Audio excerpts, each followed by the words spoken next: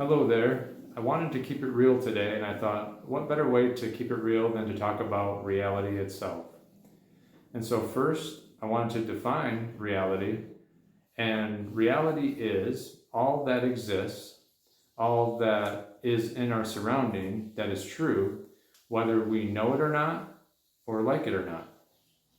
So, in other words, reality is objective truth. And objective truth is indicating or is pointing to the objects in our reality that we can perceive with our five senses. And this truth is not only physical or only perceived by our five senses, but it's all truth that exists whether we can perceive it or not. So, in other words, objective truth is all the things that exist that are true, whether we're around to experience them or not. So if we die, we may no longer experience these things from our first person view, but they will still exist apart from us.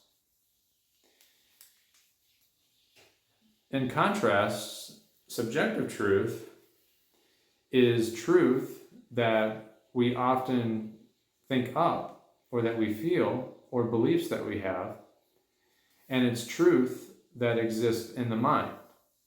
So the word subjective has subject in it, and it indicates this awareness or this thing that exists in the subject, which is us, which is ourselves.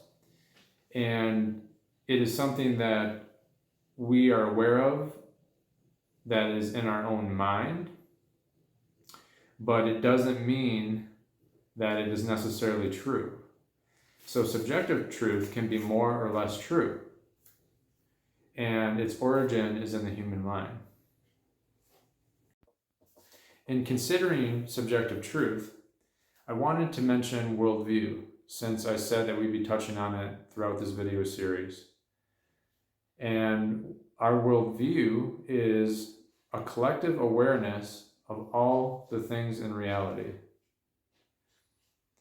So it is a big picture awareness of all the realities of life and how we relate to those realities.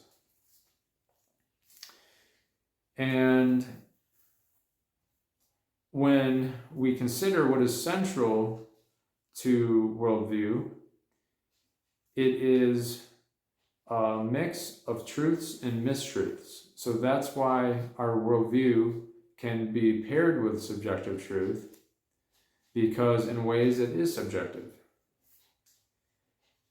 But in other ways it is very objective. It depends what it is, how much we know the truth and how much we are misinformed.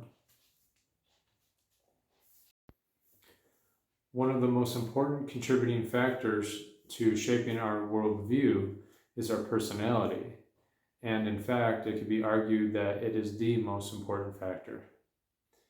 Our personality is who we are. It is 50% nature and 50% nurture. Nature includes all of our natural abilities and talents. It is who we are as we're wired to be. And in particular, I mean how our mind is wired to operate, which makes us unique in the sense of it gives us a distinct way of operation that is a gift. And the other half of our personality, nurture, it is that half of us that is strongly shaped by our upbringing and also our current environment, which would be mostly influenced by our social network, our family, friends, coworkers, and all of the associated experiences that are happening within this network. And when we consider personality as a whole, we see that it is almost synonymous with worldview, because of it being the collective identity of who we are as individuals. And so worldview being our collective awareness of all the realities and how we relate to them, you can see how both worldview and personality are in direct relationship with each other, because our worldview is strongly influenced by our experiences, which is a very important factor in shaping our personality. Now that we've considered both aspects of our personality, nature and nurture, I wanted to touch on the truths that are typical of a worldview or universal worldview. Much of the truth that we learn about what is morally upright and healthy comes from our upbringing.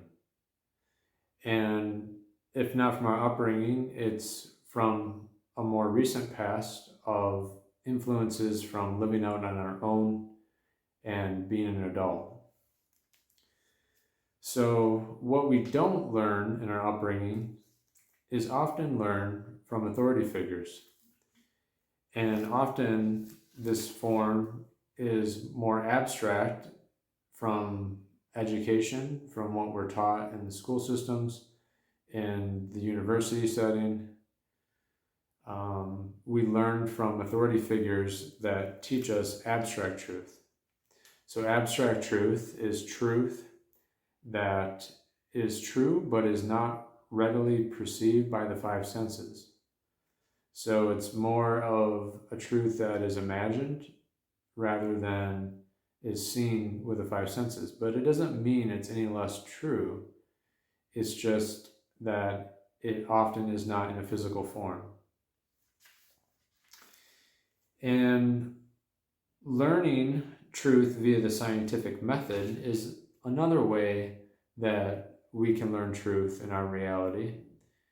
And maybe you don't realize this, but often we do this subconsciously.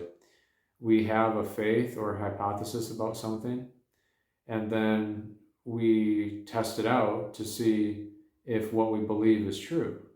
So we might tweak what we do in a certain situation and see what the response is. And so just like we have truth that is a part of our collective awareness, we also have falsehood in our view of reality. So just like with truth, we learn what is morally wrong and unhealthy in our upbringing. Because of these wrongdoings or these mistreatments, we actually have a false view of reality and whatever topic or area of life that this dysfunction happened in. And so it may be that we have relationship issues because of what we learn to do or how to respond to challenges from someone or from disagreements, how we handle those, how we solve problems. So based on our upbringing, we have this incorrect or unhealthy way of coping with these things. And we have to unlearn them and or learn the correct way of handling them or responding in them or the correct view about them. And so mistruth can also be taught to us by our authority figures, as we can guess and think of and have experienced as well. And so we learn what is valuable from our authority figures and from our community, and we will value those things ourselves being more or less aware of whether or not they're good or not. And we will have to learn, typically through trial and error over time, what is appropriate and what isn't, or what is right and wrong in the sense of how we should handle things, in the sense of what is the correct response and appropriate action in a given circumstance.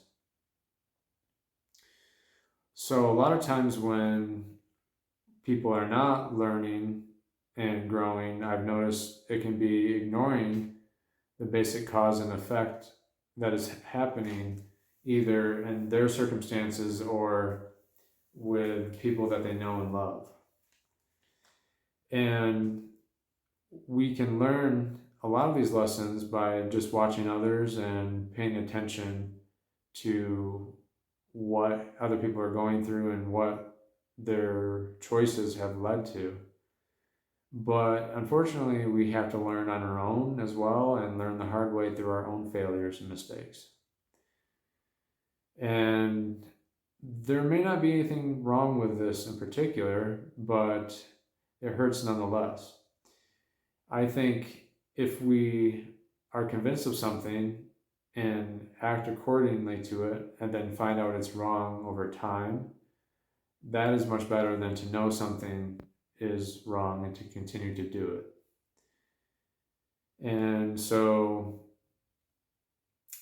we gain these awarenesses of what is right and wrong over time based on our experiences and living life, which is why in history past, older people are considered to be wiser than young, because of having so much more life experience in general and learning from past mistakes and learning how to do things better and to live by a higher moral value or values. Lastly, I wanted to touch on the importance of a true, correct worldview. We underestimate how important it is to know reality accurately because we act out what we believe. And so if we don't know correctly, we're not going to act correctly. If we're not aware of truth, we're not going to be able to live it out. And if we're not living truth, we're living falsehood, which is dangerous, it's harmful, and dysfunctional. So we've all heard that knowledge is power. And that's true. Knowledge is power.